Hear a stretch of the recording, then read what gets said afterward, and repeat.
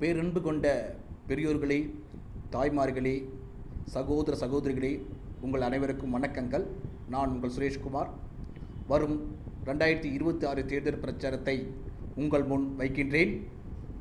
பாரத பிரதமர் நரேந்திர மோடி அவர்களின் நல்லாட்சி தமிழகத்தும் தொடர அனைவரும் வாக்களியுங்கள் தாமரை சின்னத்திற்கே என்று இந்த ஆளும் அரசானது இத்தனை ஆண்டுகளாக எங்கே போனார்கள் இவர்கள், என்ன செய்தார்கள் இவர்கள், நாங்கள் ஆட்சிக்கு வந்தால் அதை செய்வோம் இதை செய்வோம் என அள்ளிவிட்டார்கள்.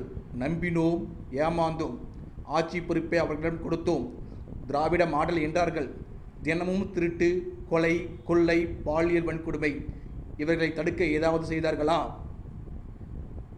4.5 ஆண்டுகளாக பள்ளி மாணவர்களுக்கு லேப்டாப் தரவில்லை. 4.5 ஆண்டுகளாக சைக்கிள் தரவில்லை. 4.5 ஆண்டுகளாக பள்ளிக்கூடங்கள் எதுவும் கட்டவில்லை. 4.5 ஆண்டுகளாக மக்கள் பயன்பெறும் வகையில் நல்ல செயல் திட்டங்கள் எதுவும் தரவில்லை.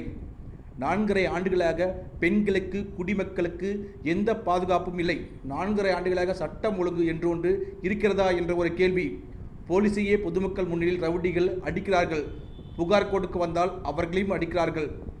கேட்டால் மகளிருக்கு 1000 கொடுத்தோம், திட்டங்கள் என சொல்லி பெயர் மட்டும் வைத்தோம். தமிழகம் பார்ப்போம், தமிழகம் தலைக்குனியாது, உங்களோட ஸ்டாலின் எங்களோட ஸ்டாலின் என திட்டங்களை வெறும் பெயரளவில் திட்டங்களை மட்டும் வைத்து கடைக்கோடு கிராமத்தில் உள்ள ஏழை பசங்களுக்கு இன்று கஞ்சா எளிதாக கிடைக்கிறது. அந்த கஞ்சாவினால் வெறி பிடித்து பள்ளி மாணவர்கள் அலைகின்றனர். இதுதான் மக்களாட்சியா? சிந்தியுங்கள் மக்களே. இதற்கெடுத்தாலும் பொய்யே பேசுகிறார்கள். இதுதான் ஆட்சியா? காவல்துறையை ஏவல்துறையாக ஆக்கினார்கள். பத்திரிகையாளர்களை ரவுடிகள் அடிக்கிறார்கள். தட்டி கேட்டவர்களை நள்ளிரவில் கைது செய்கிறார்கள். இதுதான் இவர்கள் சாதனையா? ஒரு 1000 ரூபாய் கொடுத்துவிட்டு சொத்து வரி உயர்வு, குடிநீர் வரி உயர்வு, மின்கட்டண உயர்வு, பால் விலை உயர்வு என அனைத்தையும் உயர்த்தி நம் தலையில் மாதம் 30,000 வரை தண்டமாக செலவு செய்ய வைத்தார்கள். இதையெல்லாம் எதிர்த்து யாராவது சமூக வலைத்தளங்களில் பதிவு போட்டால் அவர்களை இரவோடு இரவாக கைது செய்கிறார்கள். பத்திரிகை, தொலைக்காட்சிகளை குத்தகை எடுத்துக்கொண்டார்கள். யாரும் அவர்களை எதிர்த்து பேசக்கூடாது.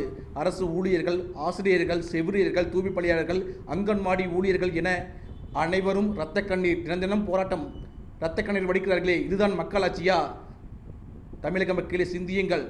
இந்த முறை நல்லாட்சி பெற இவர்களை விரட்ட தாமரை சின்னத்திற்கு உங்கள் பொன்னான வாக்குகள் அளிக்குமாறு உங்களை அன்போடு வேண்டி கேட்டுக்கொள்கின்றோம். நன்றி, வணக்கம்.